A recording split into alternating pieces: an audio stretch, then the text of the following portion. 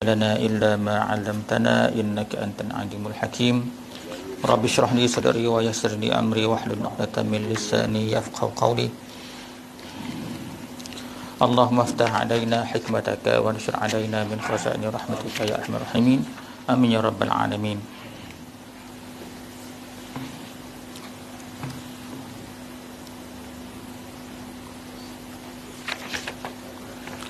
InsyaAllah kita sambung perbahasan kita. Masih lagi dalam tajuk kecil, mensyukuri nikmat anggota kemaluan kita ni. Pada kuliah yang lepas kita baca petikan daripada surah Al-Mu'minun, yang mana ayat tadi yang kita baca dia berkenaan dengan Allah Subhanahu Wa Taala memuji orang yang beriman, dan satu daripada sifat orang yang beriman itu menjaga kemaluan dia. Jadi hari ini kita sambung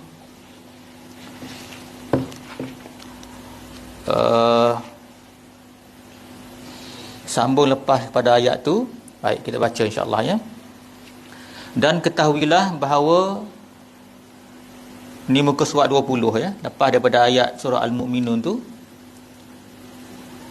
muka surat 20.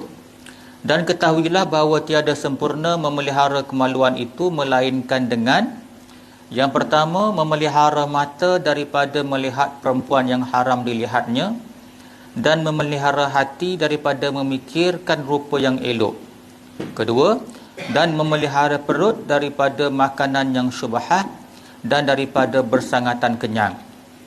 Kerana yang demikian itu, yakni yang kedua-dua tadi, memelihara mata dan perut, kerana yang demikian itu membawa kepada penzinaan, yang ia adalah sebesar-besar dosa dengan ijma' ulama selepas kufur dan membunuh orang.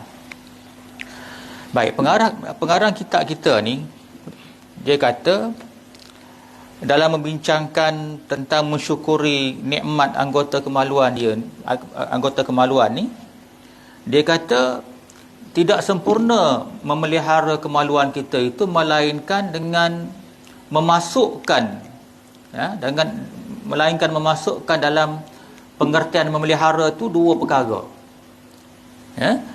Tidak sempurna memelihara kemaluan itu melainkan dengan memasukkan dua perkara, dua elemen.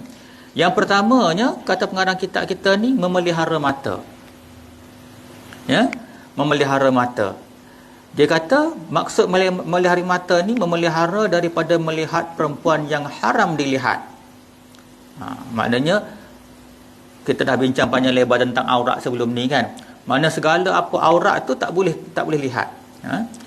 Dan juga dia kata tentang mata ni, lepas memelihara mata daripada melihat, seterusnya kena memelihara hati daripada memikirkan rupa yang elok. Maknanya bukan setakat mata. Sebab kebiasaannya mata ni dia pergi ke hati. Lepas seseorang tu melihat, walaupun benda tak ada depan mata, dia duduk terbayang. Jadi pengarang kitab kita kata tak sempurna memelihara kemaluan, melainkan menjaga mata dan menjaga hati daripada memikirkan dalam bab ni melihat perempuan yang haram dilihat lah. Baik. Berkenaan dengan perkara ni ada satu hadis Nabi Muhammad sallallahu alaihi wasallam. Nabi sebut dengan jelas ya. Hadis ini diriwayatkan oleh Huzaifah, daripada Huzaifah dan diriwayatkan oleh Al-Hakim dan Imam At-Tabrani ya. Dan ada juga riwayat lain hadis yang sama daripada Ibnu Mas'ud. Riwayat ni kata Nabi sallallahu alaihi wasallam bersabda, Innan nazara ila mahasinil mar'ati sahmun masmumun min sihami iblis. Faman tarakaha adzaqahu Allahu ta'ala ta'man ibadatin tasurruh.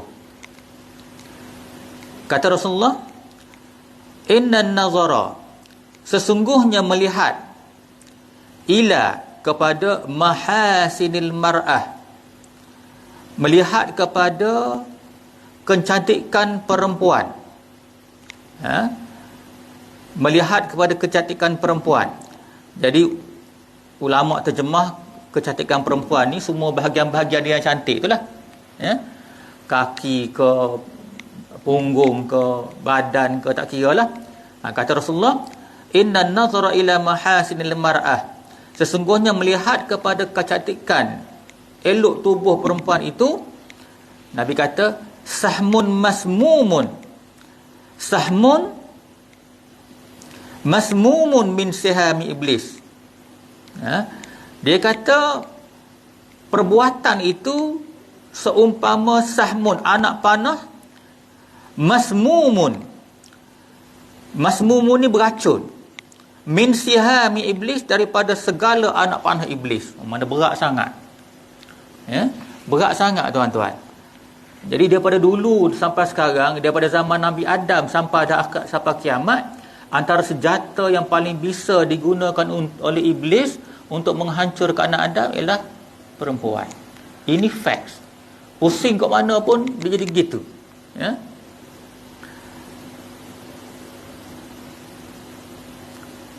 Dia kata apa? Sahmun masmumun, anak panah beracun daripada segala anak panah iblis. Maknanya teruknya benda ni. Teruk sangat. Faman tarakaha, siapa dia meninggalkannya, azaqahullahu ta'ala ta'man ibadatin tasurruh. Siapa dia tinggal tadilah perbuatan tadi yang suka tengok gambar perempuan ke, video perempuan ke, atau mengintai perempuan ke. Zaman-zaman dulu ada kan kes mengintai, ada. Teruk tak teruk? Sanggup kena pukul kalau kena tangkap.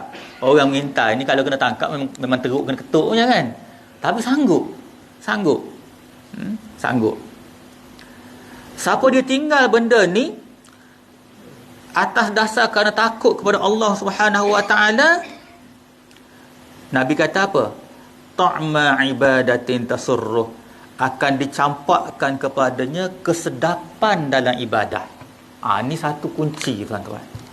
Kita nak rasa sedap, seronok dalam ibadah ni, satu daripada cara yang Nabi ajar, selain daripada memahami makna dalam solat, selain daripada jaga taharah, selain daripada jaga tertib rukun-rukun yang 13 tu, selain daripada tu, kalau kamu nak rasa seronok dalam ibadah kamu tu, kata Nabi, jaga mata daripada melihat tubuh perempuan, tak kira apa bentuk sekalipun. Buat benda ni, insya-Allah taala sedikit demi sedikit kamu akan rasa seronok dalam ibadah. Buat benda ni, dia mengganggu ibadah. Jangan main. Orang yang saya tengok benda tak senonoh dalam solat, dia mari kacau. Dah mari kacau dalam solat, nak khusyuk ke mana? Nampak? Jadi Nabi kata, nombor satu, Nabi kata benda ni umpama anak panah beracun daripada segala anak panah iblis. Dan benda ni sebenarnya daripada zaman Nabi Adam berterusan sampailah hari kiamat. Kalau tuan-tuan ingat kisah Habil dengan Qabil, kisah Habil dengan Qabil ni, lepas daripada Qabil bunuh si Habil tu, kan dia lari daripada Nabi Adam. Dia lari ni sebab apa? Antara besar dia bergaduh dengan Habil ni sebab dia nak kahwin dengan adik-beradik. Kan syariat Nabi Adam, Siti Hawa beranak sepasang-sepasang kan. Dia nak kahwin, dia kena kahwin silang. Maknanya kahwin adik-beradik yang ni kena kahwin batch yang selepas tu. Dia tak boleh kahwin dalam satu rahim. Kan, kalau satu rahim dia kena silang. Jadi kebetulan pula Qabil ni dengan adik dia nama Iklimah ni, dia kembar. Dia nak kahwin yang tu juga, syariat tak bagi.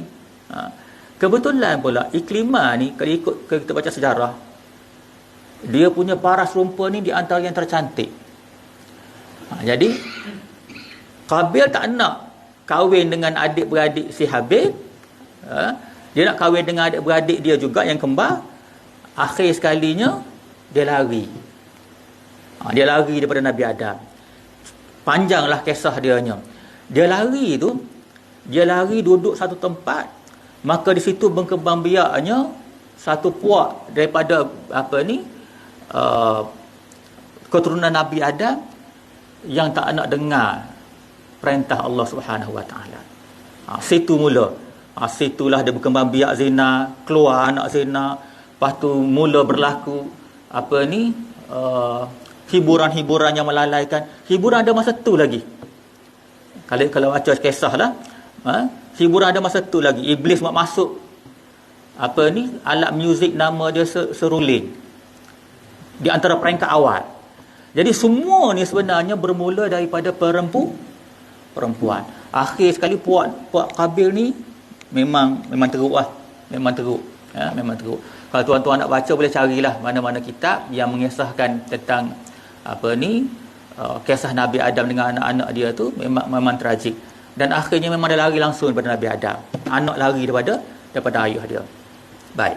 Kembali kepada yang ni, maknanya memang terbukti daripada dulu sampai sekarang, melihat pada perempuan ni merupakan senjata utama iblis. Jadi betul lah kata pengarang kitab kita ni, tidak sempurna memelihara kemaluan, melainkan satu daripadanya memelihara mata daripada melihat perempuan yang diharamkan dilihat. Satu. Kemudian bahagian kedua, pengarang kitab kita kata tidak sempurna juga memelihara kemaluan itu, melainkan memelihara perut. Dia sebut memelihara perut daripada memakan yang syubhah dan daripada bersangatan kenyang. Makan syubhah dan bersangatan kenyang.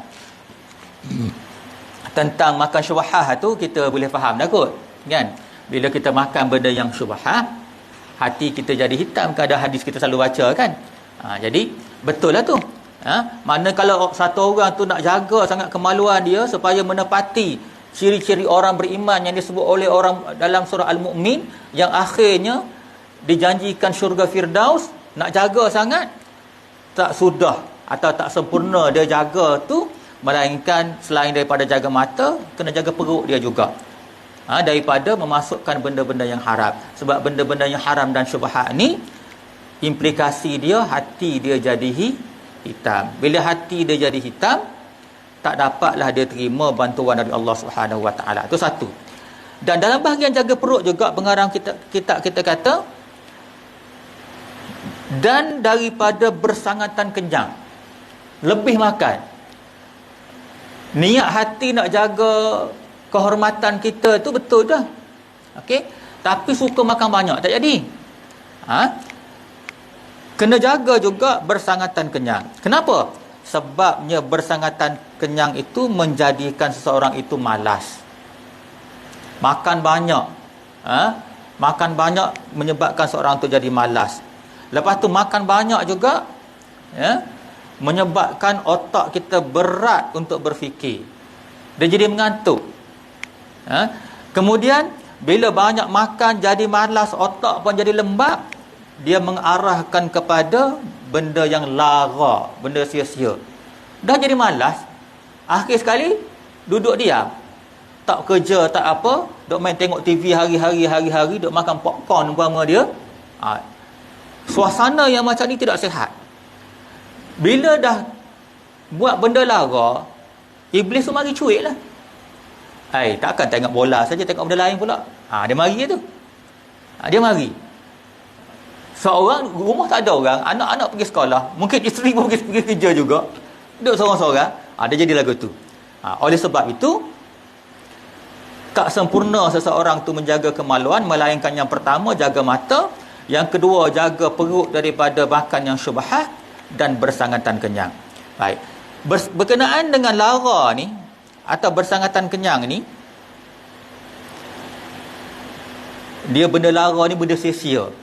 Ada dalil, sebenarnya ada dalil.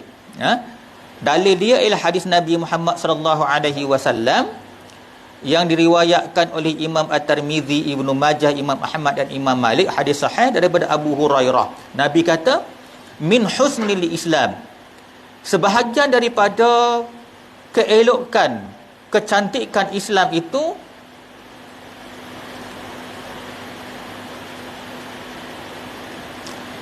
ulang balik. Min husnil Islam, mal itarkahu ma la ya'ni. Dan sebahagian daripada kecantikan, keelokan Islam seseorang itu ialah dia meninggalkan perkara yang tak ada manfaat. Jadi benda-benda lara dia tinggal. Sebab bila dia biasakan benda lara, marilah iblis akan curik dia buat benda-benda yang mengarut. Terutamanya bila duduk seorang-seorang. Jadi kesimpulannya daripada perenggan yang kita baca ni, pengarang kitab kita kata seseorang yang nak jaga kemahormatan dia tu tak sudah atau tak sempurna, melainkan yang pertama yang besar, jaga mata. Hasrat tu cantik dah, mata tak jaga dia kacau. Dia kacau. Yang keduanya jaga perut. Sebab dengan perut, jaga perut ini, kalau dia masuk tak cermat benda-benda yang syubhat ataupun haram, hati dihitam balik. Ataupun di sudut terlebih kenyang, dia akan jadi seorang yang pemalas, suka kepada benda-benda yang lara. Orang yang biasa benda lara ni biasanya akan terdorong kepada benda-benda yang tak senonoh. Seterusnya pengarang kitab kita ni bawa ayat Al-Quran surah Al-Furqan ayat 68 hingga 70. Kita baca sikit insya-Allah. A'udzubillahi minasyaitonirrajim. Walladzina la yad'una ma'allahi ilal akhar wa la yaqtuluna an-nafs allati harramallahu illa bil haqq wa la yaznun wa man yaf'al dhalika yalqa athama. Maksud dia ini ayat Al-Furqan ayat 68. Dan orang-orang yang tidak mempersekutukan Allah dengan sembahan yang lain dan tidak membunuh orang yang diharamkan Allah kecuali dengan alasan yang benar, tidak berzina, dan barang siapa melakukannya nescaya dia mendapat hukuman yang berat. Baik, nak faham hadis ni kena tengok latar belakang dia. Kalau baca sekaligus tu kita tak berapa nak faham juga. Baik, latar belakang dia. Latar belakang ayat ni tuan-tuan kena pergi awal 4-5 ayat, iaitulah dengan melihat surah yang sama ayat 63. Baik, latar belakang ni bermula daripada ayat 63 surah Al-Furqan. Dia menjelaskan sifat-sifat hamba. Situ duduk dia. Sifat-sifat hamba. Jadi di antara sifat-sifat hamba yang dijelaskan dalam yang disebut dalam ayat 63 ni, antara dia kata satu daripadanya, sifat hamba ni berjalan di atas muka bumi dengan rendah hati, dengan sifat tawaddu'. Satu. Kita baca lebih kurang dah dia punya latar belakang.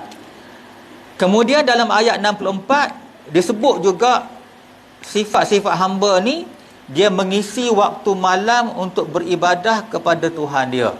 Ni sifat hamba ni.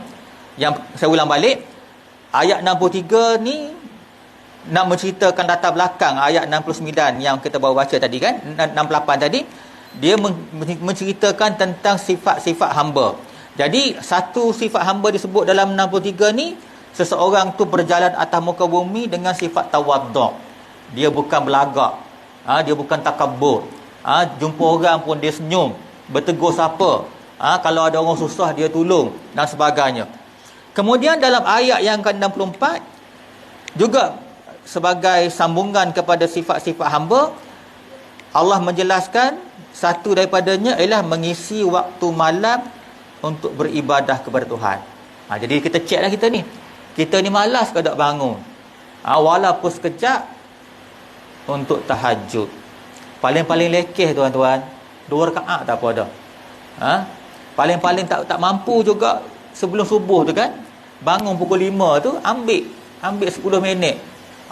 Itu peringkat kita lah, peringkat biasa lah. Kalau nak bagus lagi, bangunlah pukul 3 pagi kan, pukul 2.30 pagi.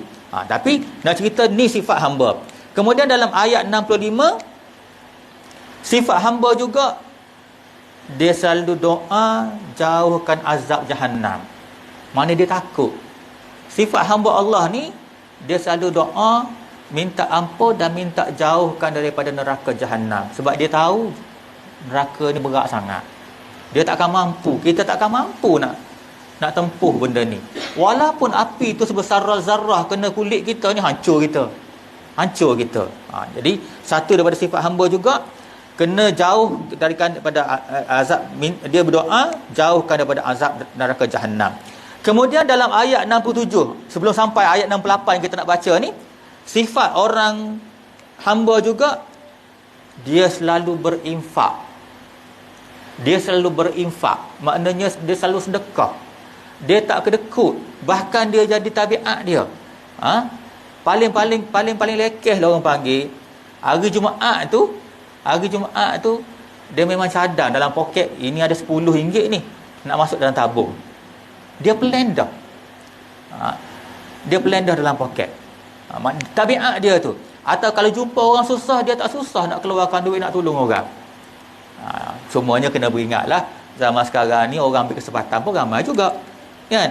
Yang tu kena saling ingat beringat, supaya jangan sampai kebaikan kita ni dimanipulasi oleh orang yang tak bertanggungjawab. Ramai juga kan.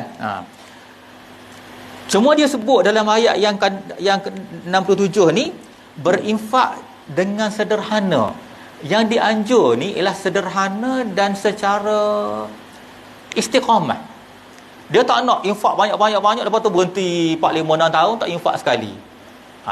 Dia nak berterusan. Dan juga tidak kikir. Lepas Allah cerita semua sifat-sifat ni, masuklah ayat 68 yang kita baca. Dan antara juganya sifat hamba ni, barulah dia kata allazina la yad'una ma'allahi ilal akhir. Barulah kita faham kan? Barulah kita faham allazina la yad'una ma'allahi ilal akhir. Orang-orang yang tidak mempersekutukan Allah. Jadi hamba juga dia tak akan syirikkan Allah dalam apa bentuk sekalipun. Sebab itulah perlahan-lahan kita kena ada juga slot mengaji tauhid. Walaupun kita mengaji dah mengaji, tapi untuk kita lebih sensitif di sudut aplikasi dalam kehidupan seharian kita tu, bila kita tak jarang-jarang dengar bab tauhid, kita tak jadi sensitif. Kadang-kadang benda-benda syirik pun terlanggar juga, contohnya kan. Jadi kena belajar ulang kaji jugalah bab tentang tauhid ni. Kemudian tidak mempersekutukan Allah, wala yaqtulu, dan tidak membunuh an-nafs, seseorang allati harramallahu illa bil haqq, yang diharamkan Allah untuk membunuh.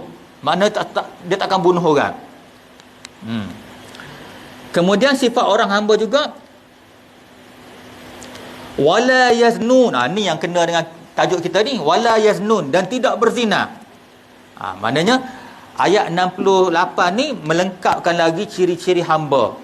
Tidak sekutu Allah, tidak bunuh orang, lepas tu tidak berzina. Kemudian ujung tu Allah kata wa may yaf'al, barang siapa melakukan demikian, wa may yaf'al dzalika yalqa athama. Wa may yaf'al dzalika, barang siapa melakukan demikian itu, yalqa athama, dia akan dapat hukuman berat. Kalau kita perhati dekat sini, lepas Allah cerita ciri-ciri hamba-hamba dia kan, daripada awal suka infak, tidak mensekutukan Allah, ujung tu dia cuik sikit. Barang siapa buat demikian dapat hukuman berat. Jadi ulama kata sebenarnya bila Allah kata wa may yaf'al dzalika yalqa athama, tu tanda-tanda dia sayang tu. Dia tahu sebagai hamba ni kita akan diuji macam-macam. Kita nak maintain konsistensi, istiqamah dengan jalan yang betul bukan mudah. Tuan-tuan tahu, saya tahu. Kita dah lama hidup. 50-60 tahun kita tahu. Nak istiqamah dengan satu benda baik ni bukan benda mudah. Sebabnya iblis duk jolok, orang tu duk jolok, orang ni duk jolok, kawan-kawan yang panggil setan pun duk jolok juga. Jadi nak maintain tu penting. Jadi bila satu orang tu dah ada sifat-sifat hamba, Allah pun ingat wa may yaf'al dzalika yalqa athama. Siapa-siapa yang dah jadi orang baik tadi, kalau dia buat juga hukuman berat. Tu tanda Allah sayang kita. Seterusnya ayat 70, yudha'af lahul azab. Ni yudha'af lahul azab ni cerita pasal yang ujung ayat 68 tadilah. Wa may yaf'al dzalika yalqa athama, barang siapa melakukan demikian dapat hukuman berat. 69 tu cerita lagi pasal hukuman berat ni. Yudha'af lahul azab, yaumal qiyamah wa yakhlud fihi muhana. Jadi hukuman berat tadi, kalau siapa-siapa langgar juga dah jadi baik, tiba-tiba kamu buat benda-benda bunuh orang, zina dan sebagainya, kamu dapat hukuman berat. Bahkan Allah kata yudha'af lahul azab, akan dilipat gandakan azab yaumal qiyamah, untuk dia pada hari kiamat. Kemudian wa yakhlud fihi muhana, dia akan kekal dalam azab itu muhana, dalam keadaan terhina. Baik, ayat ni kalau kita lihat tafsir Ibnu Katsir,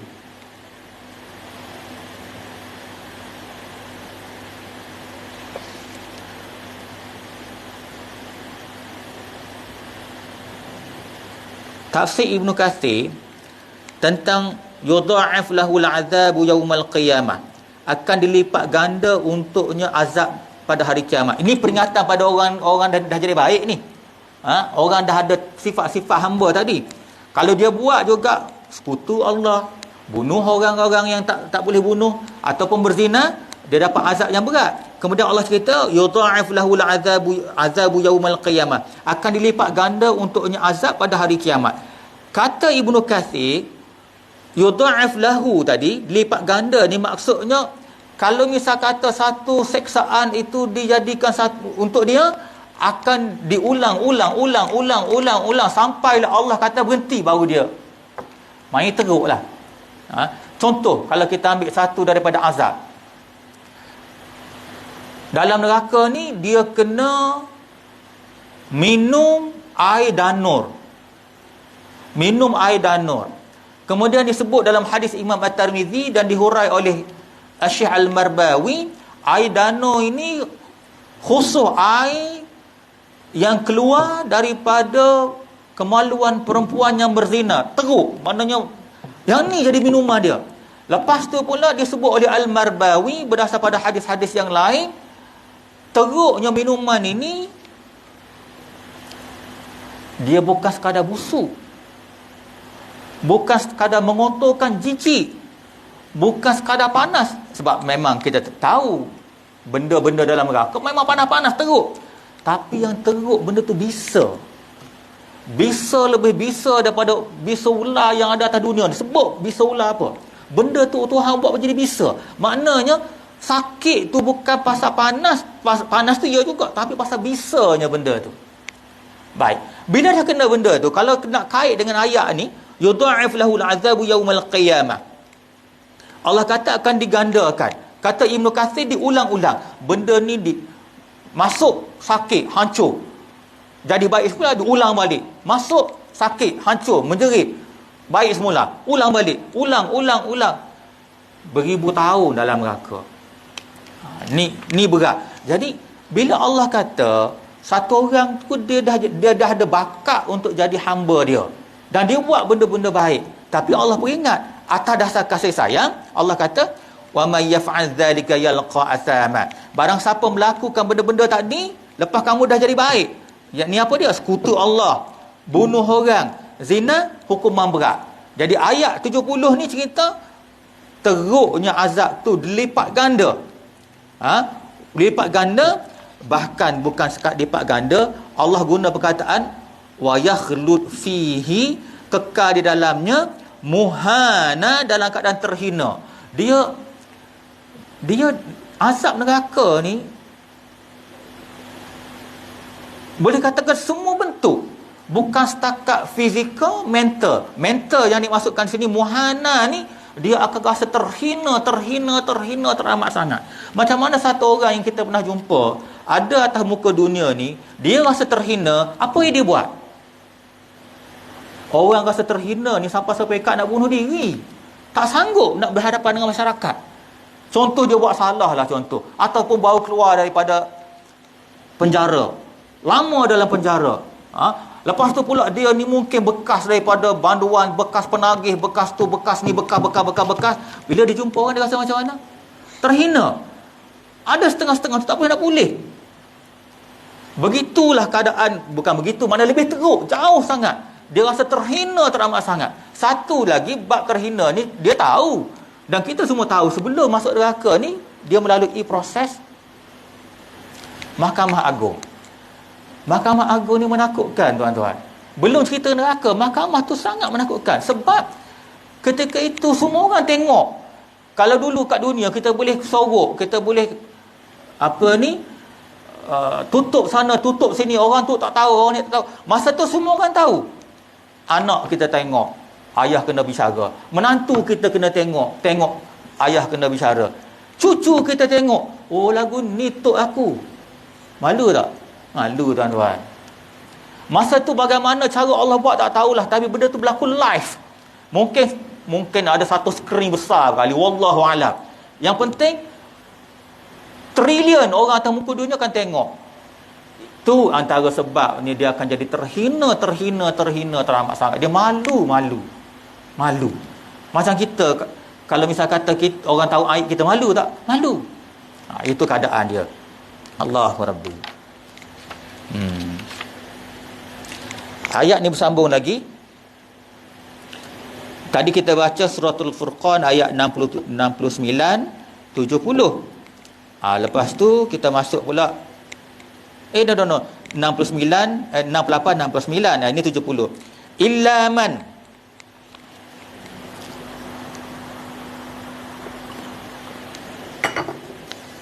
Illa man taba wa amana wa amila amalan salihan faulaika yubadilullahu sayyiatihim hasanat wa kana Allahu ghafurar rahima. Jadi Allah cerita tu sebab dia sayang kat kita sebenarnya.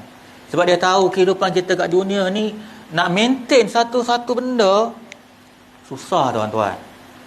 Susah. Nak maintain jadi orang baik-baik. Bila saya kata nak jadi orang baik ni, tak semesti nak pergi curi saja, tidak. Baik dengan Tuhan ni hati kita, solat kita, kelakuan kita dengan anak-anak kita, kelakuan dengan keluarga kita, dengan isteri, dengan cucu, dengan jiran semua. Nak maintain susah. Susah nak maintain. Tu sebabnya bila Allah cerita tadi, macam saya sebut, start daripada, walaupun pengarang kitab ni sebut ayat, start daripada ayat 68, tapi cerita dia tu bermula dari ayat 63, iaitulah sifat-sifat hamba. Lepas Allah cerita semua tu, Allah sudi sikit. Jangan kamu buat benda yang tak senonoh. Kan? Sebab azab dia berat. Kemudian dalam ayat 69 tu Allah cerita teruk azab ni, teruk. Lepas tu dalam ayat 70, atas sifat Rahman dan Rahim dia, Allah bagi jalan keluar. Ni dah, kalau tuan-tuan perhati, makin kita baca Quran, makin kita rasa nak rapat dengan Allah. Makin kita nak rapat dengan dia. Dia tahu dah kita teruk, dia bagi jalan keluar. Dia bagi jalan keluar. Apa dia jalan keluar dia sini? Illa man taba. Pada orang yang dah terlanjur. Bukan nak suruh pergi lanjur, tidak lanjur lain, terlanjur lain. Jangan pula, lagu ni kita boleh ngajak, tak boleh gitu. Pada orang yang terlanjur, dah macam mana juga, dah ejah juga, terbunuh orang juga. Wallahu a'lam. Atas sebab apa? Allah kata, illa man taba wa amana wa amila amalan salihan. Kecuali orang yang bertaubat dan beriman dan beramal salih. Maknanya, lepas tu dia taubat, dia kembali beriman, dia beramal dengan amalan yang soleh, faulaika, dan mereka itulah yubaddilullahu sayyiatihim hasanat, mereka lah akan diganti oleh Allah kejahatan mereka dengan kebaikan. Bila dia sedar, dia kembali bertaubat, dia sungguh-sungguh, macam kisah Malik bin Dinar. Tuan-tuan ada baca tak kisah Malik bin Dinar? Balik ni tuan-tuan masuk dalam Google cari Malik bin Dinar. Dia seorang sufi di zaman tabi'in. Dia sezaman dengan Hasan al-Basri, Syekh Hasan al-Basri, orang besar. Dia asal teruk sangat. Tak ada benda jenis maksiat yang dia tak buat.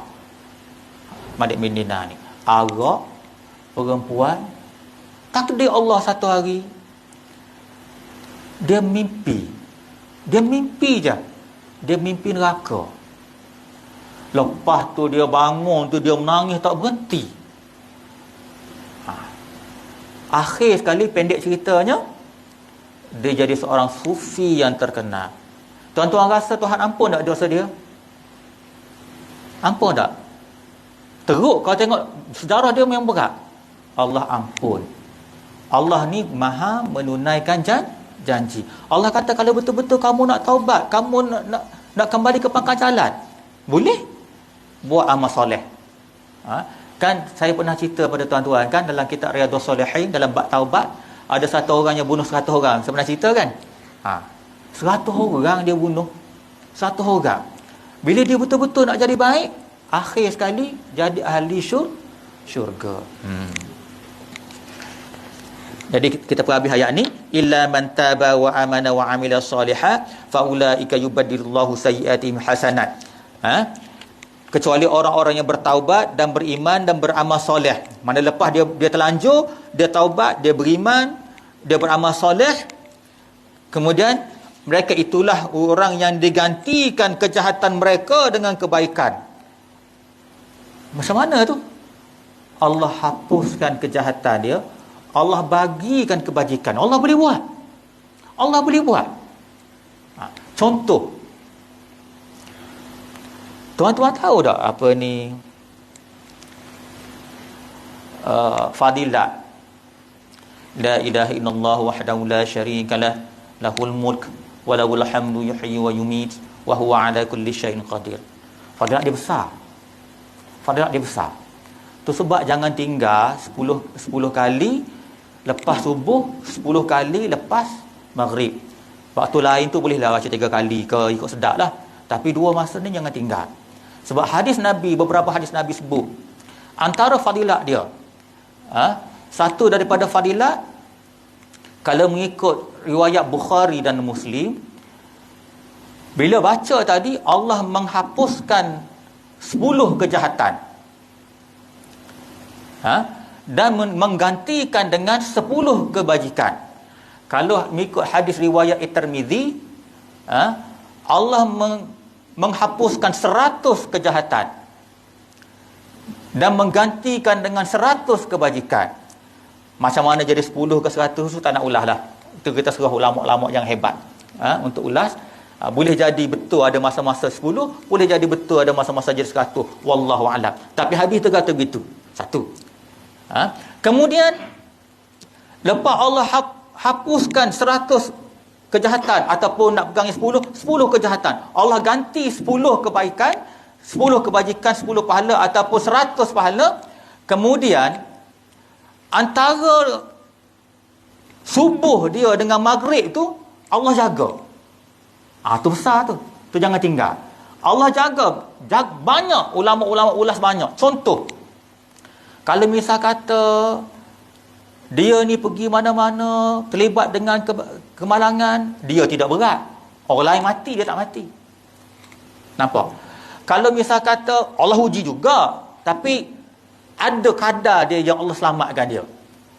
Kalau misal kata ada satu benda yang akan berlaku dia yang berat, Allah elak. Itu maknanya kalau buat benda ni antara maghrib dengan isyak, maaf, kalau dia baca masa subuh, antara subuh dengan maghrib Allah jaga. Kalau dia baca pada waktu maghrib, antara maghrib dengan subuh tu Allah jaga dia. Itu sebab jangan tinggal. Dan amalan ni berdasar pada hadis-hadis sahih yang banyak. Satu hari nanti kita akan baca satu-satu wirid-wirid yang kita baca dalam selepas solat tu, semua tu ada dalil. Semua ada nas dan masing-masing ada fadilat yang besar. Jadi betul lah yang Allah sebut dalam surah Al-Furqan ni pun, Allah gantikan kejahatan dia dengan kebaikan. Bahkan dalam kes yang bunuh orang 100 tu, seolah-olah jadi bersih balik. Atas sebab hati dia betul-betul nak ke Allah. Sebenarnya tuan-tuan, kalau makin tuan-tuan baca Al-Quran, tuan-tuan akan jumpa sebenarnya Allah nak hati kita. Tapi kena ikut syariat lah. Tak boleh nak hati syariat tak nak ikut, semacam pakai hati tak jadi. Sebenarnya Allah nak hati kita. Hati kamu ni betul-betul nak ke aku ke tak? Pusing kat mana pun pergi situ. Tuan-tuan mengaji dah tinggi mana, mengaji apa ni, ijazah ke, master ke, PhD ke dalam bidang agama, akhir sekali tuan-tuan akan setuju sebenarnya Allah nak hati kamu. Bila hati kamu bagi pada Allah bulat-bulat, tak ada apa dah, kamu dapat segala-gala. Dapat segala-gala. Hujung ayat ni Allah kata, wa kanallahu ghafurur rahima, dan Allah itu Maha Pengampun dan Maha Penyayang. Jadi kesimpulan daripada ayat yang kita baca ni, dia kempen sebenarnya. Ayat ni kempen. Selain daripada ayat surah Al-Mu'minun yang kita baca, surah Al-Mu'minun tu kan yang kita baca pada kuliah yang lepas, Allah kata sifat-sifat orang yang beriman yang berjaya kan. Lepas tu dijamin syurga Firdaus. Yang kita faham syurga Firdaus ni sepatutnya nabi-nabi lah kan. Maknanya rupa-rupanya kita pun boleh juga dengan syarat buat 6 sifat. Tuan-tuan rujuk balik dalam surah Al-Mu'minun ayat nombor 1 sampai 11. Okey. Dalam surah Al-Furqan ni pula lebih kurang tu juga. Allah menceritakan tentang sifat hamba. Orang nak jadi hamba macam mana? Satu daripadanya sentuh tentang bab yang kita baca ni. Lepas Allah kata wala yaqtulun nafsal lati haramallahu illa bil haq. Sebelum tu dia tidak syirik, kemudian tidak bunuh, kemudian wala yaznun, dia tidak berzina. Sifat hamba dia tak akan berzina. Dia jaga betul-betul ni kehormatan kita, kesucian kita, walau apa pun terjadi kena jaga. Kena jaga sangat-sangat. Bahkan bukan kita, anak cucu cicit ciak kita kena jaga. Jangan sampai terlibat dengan benda-benda yang macam ni. Sebab zina ni Tuhan marah sangat. Tuhan marah sangat. Yang lain Tuhan marah juga. Antara yang paling marah sekali syirik lah. Syirik nombor 1 Tuhan marah. Kemudian yang kedua Tuhan marah bunuh orang. Yang ketiga zina. Tuhan marah sangat. Ya? Jadi orang hamba Allah dia jaga benda ni. Kemudian seperti mana kita baca, bukan setakat Allah bagi ciri-ciri, Allah bagi amaran. Kamu langgar, neraka. Kamu langgar, neraka. Tapi aku ni masih buka, kata Allah.